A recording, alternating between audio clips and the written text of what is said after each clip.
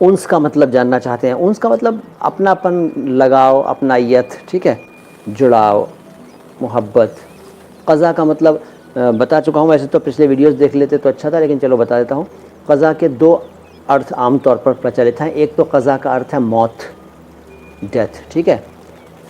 وہ آپ نے سنا ہوگا کہ لائی حیات، آئی قضا، لے چلی چلے، اپنی خوشی سے آئے نہ اپنی خوشی چلے. تو قضا کا مطلب موت ہے.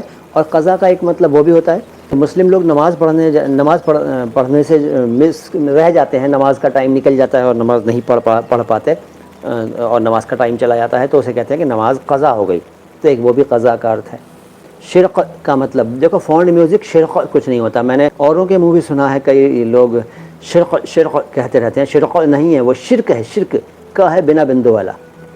کچھ ودوان لوگ بھی شرق بولتے ہیں. شرق، ہاں ہاں، میں نے سنے ہیں، ان کے ویڈیوز دیکھے ہیں.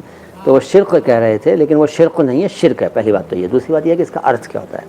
شرک کا مطلب ہوتا ہے شریک کرنا. کس کو کہاں شریک کرنا؟ اللہ کے ساتھ کسی اور کو پوجا کے لائق ماننا، اللہ کے علاوہ بھی کسی کو پوجا کے یوگیہ ماننا، یا اللہ کے علاوہ بھی کسی سے مانگنا، یا اللہ کے علاوہ کسی کی عبادت کرنا، یا کسی کو یہ ماننا کہ وہ دیتا ہے. یہ شرک ہے، ٹھیک ہے. یہ اس کا مطلب یہ ہوا کہ آپ اللہ کے ساتھ کسی کو شریک کر رہے ہیں. تو یہ شرک ہے. اور اس کے بارے میں اسلامی وچار دھارا ہے، تھاٹ ہے، کتابوں میں جو لکھا ہے وہ یہ ہے کہ یہ گناہ بہت بڑا گناہ ہے، اور اس سے بڑا کوئی گناہ نہیں ہے، اور یہ معاف نہیں کیا جائے گا، ایسا کتابوں میں لکھا ہے.